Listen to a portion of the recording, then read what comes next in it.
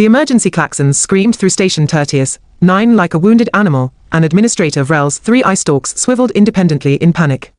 His bioluminescent patches flashed distress purple across his gelatinous torso, as he hunched over the communications console in the central command hub. All personnel, this is not a drill. Vrell's translator box crackled with urgency. We have a code Vermilion situation. A predator has breached containment and is currently loose in the ventilation system. Around the circular command center, beings from 17 different species froze mid-task. Crystalloid fingers stopped typing. Tentacles went rigid. Even the methane breathers in their sealed suits turned toward Vrell with what could only be described as existential dread. Krix, a four-armed Salvaxian security chief, whose exoskeleton gleamed under the station lights, scrambled to pull up the sensor data. Administrator, the creature's heat signature is moving through Junction 7 Alpha. It's heading toward the residential quarters. Seal that section immediately. Vrell commanded, his voice modulator barely keeping up with his rising panic. Deploy the containment fields. Evacuate everyone within a 100-meter radius. The massive view screen flickered to life, showing grainy thermal footage from inside the ventilation shafts. A small, quadrupedal form moved with terrifying grace through the narrow passages, its agility suggesting a hunter born for tight spaces. Its eyes reflected the infrared cameras with an eerie, predatory glow. Sweet merciful void, whispered Tolar, a Quarian engineer whose feathers had gone completely white with fear. Look at those eyes. Those are the eyes of a killer. Vrell had seen predators before. His homeworld had its share of apex hunters, but they were large, lumbering things that you could see coming from a distance. This creature, this demon that had somehow infiltrated their station, was different. It was compact, efficient, and worst of all, it seemed to be hunting with purpose. How did this thing even get aboard? Krix demanded, his mandibles clicking rapidly in agitation. We scan every incoming vessel. Every cargo container goes through bioscreening. It doesn't matter how. Vrell snapped. What matters is getting it contained before it kills someone. Has anyone reached the humans yet? The question hung in the air like a toxic cloud. The humans? Of course. Station Tertius-9 was a joint operation between the Galactic Cooperative and the relatively new species that had joined the interstellar community just 5 cycles ago. Earth? Terra? Humanity? Whatever you wanted to call them and their bizarre, death-world customs. I've been trying to raise their quarters, said Milvex, a communications specialist whose 3 vocal sacs wobbled nervously. But they're not responding to standard channels. Then send someone down there. Vrell's patches flashed bright red. If this predator reaches them before they can evacuate, we'll have an intergalactic incident on our hands. The humans may be strange, but they're still under our protection. Krix was already moving, grabbing a plasma rifle from the weapons locker. I'll go myself. If I can get there before the creature does, wait. Tolar had gone completely still, staring at her console. The heat signature just changed direction. It's moving away from the residential section. Everyone crowded around the displays. Sure enough, the predator's path had shifted. It was now heading through a maintenance corridor toward the agricultural dome. Oh no, Vrell moaned. Not the agricultural dome. Do you have any idea how many small species we have working in there? The pixelans are barely 12 centimeters tall. They'll be snacks for this thing. The view screen split into multiple feeds. Station personnel were running in all directions, sealing doors, grabbing whatever makeshift weapons they could find. A group of Helvarian traders had barricaded themselves in a storage bay with crates of imported textiles. 2 Quarian maintenance workers were clinging to the ceiling, using their natural adhesive feet to stay as far from ground level as possible. Someone contact the Galactic Wildlife Response Team, Vrell ordered. We need professionals for this. They are 14 hours away at maximum speed, Milvex reported grimly. We're on our own, Administrator. Krix checked the charge on his plasma rifle. Then I'll hunt this thing myself. How dangerous can one small predator be? Are you insane? Tolar shrieked. Look at it. Look at the way it moves. Those reflexes are impossibly fast. It could tear through your exoskeleton like wet tissue. She's right, Vrell agreed. We need to think strategically. We need to lure it into a section we can completely seal off, then vent the atmosphere. It has to breathe something, and whatever it breathes, we'll remove it. The plan was cold, perhaps, but necessary. Station regulations were clear. In the event of a dangerous biological threat, extreme measures were authorized. Vrell didn't like the idea of killing the creature. It was probably just confused and scared, but he liked the idea of it eating his crew even less. Tracking the signature now, Krix announced. It's in shaft B14, moving toward the junction with the main promenade. If we can redirect it toward cargo bay 3, we can seal it in an, wait. Milvex suddenly chirped. I'm getting a transmission. It's coming from the human quarters. The main speaker crackled to life, and a decidedly calm, almost amused human voice filled the command center. Hey, station control. This is Marcus Webb in Human Residential. Just wanted to let you know, you can probably cancel that red alert. I think I know what's causing all the fuss. Vrell's eye stalks nearly tied themselves in knots. Human Webb. Are you safe? Have you secured your location? The predator could be anywhere. There was a pause, and then the unmistakable sound of human laughter. It was a sound that always made the other species nervous, that peculiar rhythmic exhalation that could mean anything from joy to hysteria to impending violence.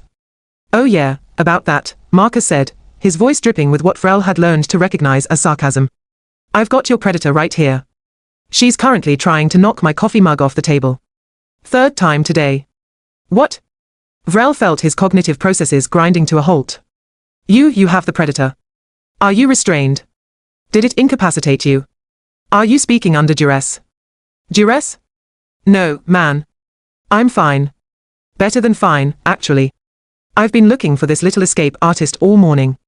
The view screen flickered again, and suddenly, they were looking at a video feed from inside Marcus Webb's quarters. The human was there, looking completely unbothered, wearing what Vrell recognized as casual Terran clothing.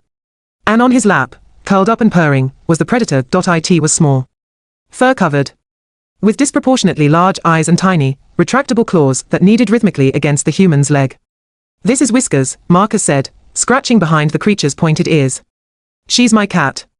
Must have squeezed through the vent grate while I was asleep. She's an indoor cat, but she's got that outdoor spirit, you know. Always trying to explore. Absolute silence filled the command center. 17 different species, representing billions of years of collective evolution, stood frozen in various states of shock. That, Krix finally managed, his translator barely functioning, that is the apex predator we've been tracking. Apex predator. Marcus laughed again. Nah, she's just a tabby. About 2 years old. Weighs maybe 4 kilograms. Though she does think she's a mighty hunter when she attacks my ankles in the morning. The creature, this Whiskers, yawned on camera, revealing tiny fangs and a pink tongue. Then it stretched, extended its claws, and curled back into a ball of contentment. Vrell felt something inside his consciousness break. You're telling me we evacuated 3 decks, deployed emergency protocols, and nearly vented an entire cargo bay, because of your pet? Well, when you put it like that, it sounds dramatic. Marcus shrugged. Look, I get it. She probably looks scary on thermal imaging. But she's harmless. Well, mostly harmless. She did destroy my couch last month, but that's different. Tolar had collapsed into her seat, her feathers slowly regaining their normal color. How? How is that thing a pet? It has predator eyes. Hunter reflexes. Yeah, cats are predators back on Earth, Marcus admitted, standing up with the creature cradled in his arms. But they are domesticated predators. We've been living with them for about 10,000 years. They are good company.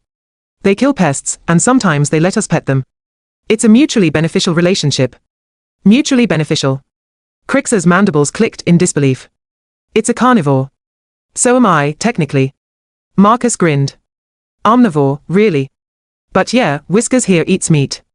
Processed stuff, though. It comes in cans. She's particularly fond of the salmon flavor.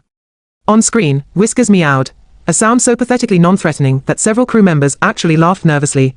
Vrell slowly lowered himself into his command chair, his patches fading to a dull, exhausted green. Human Webb, please, for the sake of my cardiovascular system and the mental health of this entire crew, could you please ensure that your pet remains secured in your quarters? Yeah, absolutely. Sorry about that. I'll get a better latch for the vent. Won't happen again. Marcus paused, then added cheerfully, though I gotta say, this has been the most excitement we've had since the Tuesday when the gravity generator hiccuped and everyone floated for 5 minutes. The connection cut off, leaving the command center in stunned silence. Finally, Milvex spoke, his vocal sacs deflating. Should we update the threat assessment database? Yes, Vrell said weakly. New entry, human companion animals. Threat level, catastrophic to station morale and commander sanity. Krix carefully set down his plasma rifle. I need a drink. Several drinks. From several different homeworlds. Get in line, Tolar muttered. As the crew slowly returned to their stations, Vrell couldn't help but think about the humans and their bizarre death world psychology. They shared living space with predators. Willingly. For companionship. He pulled up the human database on his personal screen and started reading about Earth's domesticated animals, dogs, horses, ferrets, something called a python that made his patches flash white with horror. This was going to be a very long posting, and somewhere in the human quarters, Whiskers the mighty hunter dozed peacefully, completely unaware that she had just terrified an entire space station, and earned herself a place in galactic security reports. The real question, Vrell thought as he began composing his incident report, was what other surprises did humanity have in store for them? He had a feeling he didn't want to know the answer. 3 standard hours, after what Station Tertius-9 personnel had already started calling the Whiskers incident. Administrator Vrell thought things had finally returned to normal. His patches had faded from panic purple to a calm blue-green, his triple hearts had stopped racing, and he'd managed to file the most embarrassing incident report of his entire career. Then his console beeped with an incoming priority message from Sector Command. "Oh, what fresh nightmare is this?" Vrell muttered, his eye stalks drooping with fatigue. The message was brief and terrifying. Inspector General Thane arriving in 6 hours for surprise station evaluation. Ensure all protocols are exemplary. No exceptions. No. Vrell's patches strobed red and yellow in distress. Not Thane. Anyone but Thane. Krix looked up from where he'd been recalibrating sensor equipment, still embarrassed that he'd almost shot a domestic feline with a plasma rifle. The Thane. The one who shut down Station Kepler-7, because their airlock seals were 0.03% below regulation. The very same. Vrell felt his gelatinous body deflating. He's the most rigid, by-the-book, rule-obsessed inspector in the entire galactic cooperative. If he finds out about today's incident, we're finished. He'll have this station decommissioned and all of us reassigned to waste reclamation duty on mining asteroids. Tolar's feathers ruffled nervously. Maybe he won't find out. We could just not mention it. The incident logs are automatically transmitted to Sector Command every 4 hours, Milvex pointed out unhelpfully. The report will be in their system before Thane even arrives. Vrell wanted to sink through the floor, assuming the floor would let him. Then we need damage control. Lots of damage control. I want this station running so perfectly that Thane can't find a single regulation violation. Not one. For the next several hours, Station Tertius-9 became a whirlwind of frantic activity. Every surface was cleaned, every system triple-checked, every piece of documentation reviewed and corrected. The crew moved like their lives depended on it, which, in a professional sense, they absolutely did. Everything was going smoothly until Vrell received another message, this one from the docking bay. Administrator, the docking coordinator's voice trembled. We have a situation. Inspector Thane's shuttle arrived early. He's already on board, and he's heading toward the human quarters. Why? Vrell shrieked, his patches flashing in Morse code patterns of pure distress. Why would he go there first? He said, and I quote, that he wanted to personally inspect the species responsible for today's quote-unquote ridiculous security breach. Vrell launched himself from his chair with a speed that surprised even him. Krix. With me. We need to get to the human section immediately. They raced through the station corridors, Vrell's gelatinous form sliding along at maximum velocity while Krix's 4 arms pumped in a full sprint. Other crew members pressed themselves against the walls to let them pass, sensing the urgency. What's the worst that could happen? Krix panted. Do not ask that question. Vrell shot back. Humans have a saying, when you ask what's the worst that could happen, the universe takes it as a challenge. They rounded the final corner to find Inspector General Thane standing outside Marcus Webb's quarters, his towering reptilian form rigid with bureaucratic authority. His scales were a deep governmental grey, and his eyes held the cold precision of someone who had never broken a rule in his life and deeply resented anyone who had.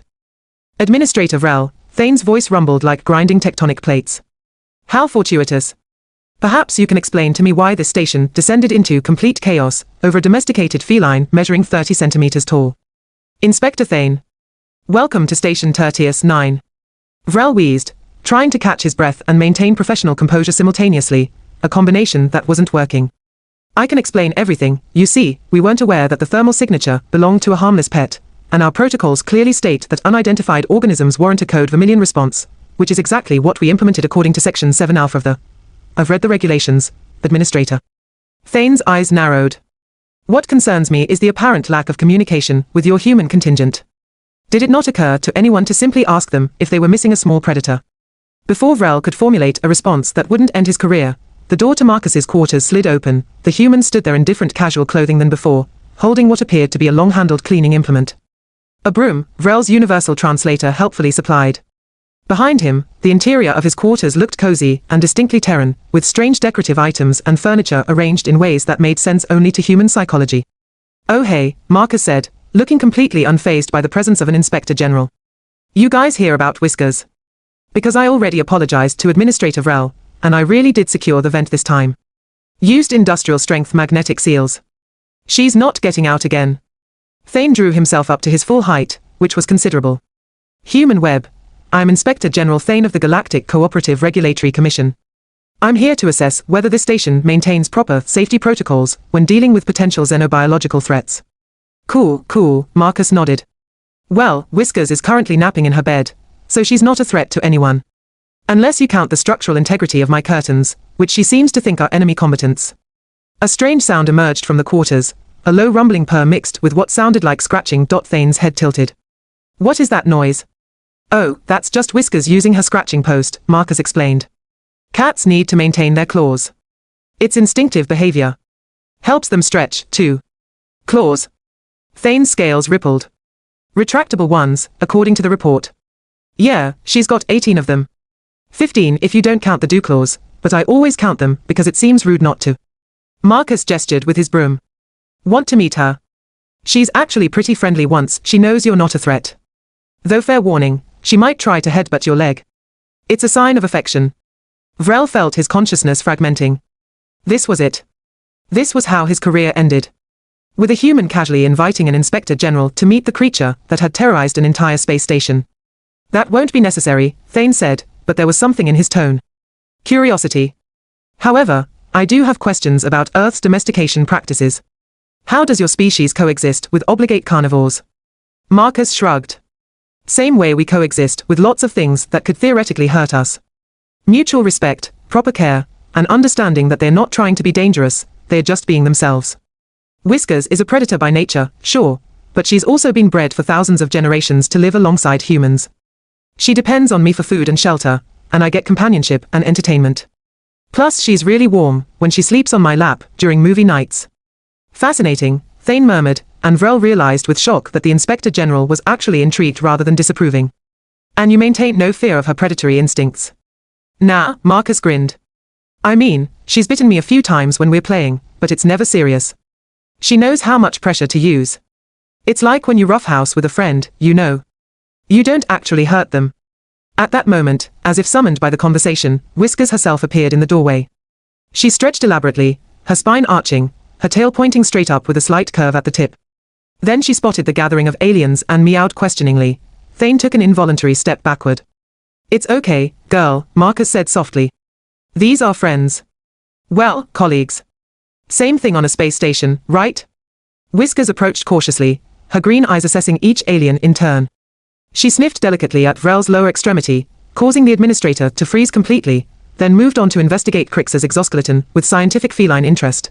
When she reached Thane, she sat down and stared up at him with an expression that somehow managed to be both imperious and adorable. She likes you, Marcus observed. She only does that sitting thing when she's decided someone is acceptable. I see, Thane said, his voice carefully neutral. But Vrell noticed that the Inspector General's scales had shifted to a slightly warmer tone, a sign of decreased stress in his species. Then something unexpected happened. Whiskers stood on her hind legs and gently placed her front paws on Thane's leg, her claws carefully retracted. The purring sound intensified. Oh wow, Marcus laughed. Yeah, she definitely likes you. That's her asking for attention. Thane looked down at the small creature, his expression unreadable. What should I do? You can pet her if you want. Just scratch behind her ears or under her chin. She loves that. Slowly, with the caution of someone defusing an explosive device, Inspector General Thane extended one clawed hand and awkwardly patted Whiskers on the head. The cat's purr increased in volume, and she rubbed her face against his scaled palm. The vibration, Thane said quietly. What is its purpose? That's purring, Marcus explained. It means she's happy. Cats purr when they're content, when they're being social, sometimes even when they're healing from injuries. Scientists back home think the frequency might actually have therapeutic properties. Thane continued the petting motion, his movements becoming slightly less rigid. Remarkable. A predator expressing contentment through auditory signals. Krix leaned toward Vrell and whispered, is this actually happening? Is Inspector Thane bonding with the cat that caused today's disaster? I don't know, Vrell whispered back. I think I'm having a stress-induced hallucination. Marcus had moved back into his quarters and returned with a small object, a toy mouse made of synthetic materials. He tossed it down the corridor, and Whiskers immediately bolted after it, her hunting instincts on full display. She pounced, kicked the toy with her back legs, and carried it back in her mouth like a trophy. "See?" Marcus said. "Predator instincts, but directed at appropriate targets. She knows the difference between prey items and people. Well, usually. Sometimes she forgets at 3 in the morning and attacks my feet under the blankets, but that's different." Thane watched the display with what Vrell was certain was fascination. "Your species has weaponized cuteness as a survival strategy for these creatures." "Pretty much," Marcus agreed cheerfully. "Dogs too, though they took a different evolutionary path. Cats basically domesticated themselves. Our ancestors had grain stores, grain attracted rodents. Cats showed up to hunt the rodents, and we were like, hey, these furry little murder machines are actually pretty great. Been together ever since." The Inspector General straightened, his professional demeanor returning, though not quite as rigid as before. "Human Webb, I will need to review your containment protocols for this animal. However, I am satisfied that she poses no genuine threat to station operations when properly secured." "Absolutely," Marcus nodded. "I've already upgraded all my vent covers, and I'm looking into getting a proper enclosure set up for when I'm on duty shifts." "Won't happen again." Thane turned to Vrell, and the administrator braced for the worst. "Administrator Vrell, while today's incident was certainly unusual, your crew's response time and adherence to safety protocols was exemplary. The Code Vermilion deployment was appropriate given the available information. My official report will reflect that Station Tertius-9 maintains acceptable operational standards." Vrell's patches cycled through 6 colors of shock before settling on relieved yellow. "Thank you, Inspector General. That's very generous." However, Thane continued, and Vrell's hope deflated slightly. "I recommend implementing a station-wide database of all resident companion animals, with species profiles and expected behaviors. This will prevent similar misunderstandings in the future." "An excellent suggestion." Vrell agreed enthusiastically. "We'll implement it immediately." Thane nodded, then looked back at Whiskers, who had abandoned her toy mouse and was now grooming herself with intense concentration. "One final question, Human Webb. You mentioned that Earth has other domesticated predators. How many species are we talking about?" Marcus scratched his head thoughtfully. "Oh well, there's cats and dogs obviously. Then you've got ferrets, which are mustelids, basically small weasels. Some people keep snakes, various species of constrictor, and even venomous ones if they're licensed. Birds of prey, though that's more falconry than pets. Fish, including piranhas and sharks if you have a big enough tank. Foxes in some places. Tarantulas, scorpions, lizards ranging from tiny geckos to monitor lizards the size of my leg. That's sufficient," Thane interrupted, his scales paling slightly. "I believe I understand. Humanity exists in a state of controlled chaos, with the predatory fauna of their homeworld." "I mean, when you put it like that, it sounds dramatic," Marcus grinned. "We just like animals. They make life more interesting." After Inspector Thane completed his station tour, which miraculously resulted in 0 violations and several commendations, Vrell found himself back in the command center, staring at the quiet screens with existential exhaustion. "So," Krix said, settling into his station. "That happened." "Yes," Vrell agreed. "That certainly did happen." Tolar looked up from her engineering console. "Did anyone else notice that Inspector Thane asked for Marcus's contact information before he left? Something about wanting to learn more about Earth's domestication practices." "I noticed," Milvex confirmed. "I think the inspector might be interested in getting a cat of his own." "Absolutely not," Vrell said firmly. "One station-threatening feline is enough. We are not starting a trend." But even as he said it, Vrell was already pulling up information about Earth's animals on his personal terminal. His patches flickered with reluctant curiosity as he read about dogs, creatures that apparently loved unconditionally and could be trained to perform helpful tasks. Maybe, just maybe, having a companion animal wouldn't be completely terrible. Something small and harmless. Something that wouldn't cause galactic incidents. His research led him to images of something called a Pomeranian, and he had to admit, the tiny fluffy creature was oddly appealing. Then he read that Pomeranians could be territorial and bark at anything they perceived as threats. "Absolutely not," he muttered again, closing the file. In the human quarters, Marcus sat on his couch with Whiskers curled up beside him, completely oblivious to the chaos she had caused and the diplomatic bridge she had inadvertently built between species. "You know what, Whiskers?" Marcus said, scratching her favorite spot behind her left ear. "I think you just became the galaxy's first feline ambassador. How about that?" Whiskers yawned, showing her tiny fangs, and went back to sleep. Somewhere in the vast expanse of space, Inspector General Thane filed his official report, adding a personal note at the end, recommend further study of human-animal relationships. Potential applications for stress reduction in high-pressure station environments. Also, request information on acquiring a domesticated feline. For research purposes only. And Station Tertius-9 continued its rotation through the void, just a little bit stranger, a little bit more interesting, and significantly more aware that when humans said something was harmless, the definition of that word required serious recalibration, because in the end, humanity's greatest weapon wasn't their technology, or their adaptability, or even their death world resilience. It was their ability to look at a small predator with knife hands and think, yes, this would make an excellent roommate. The galaxy would never quite be the same.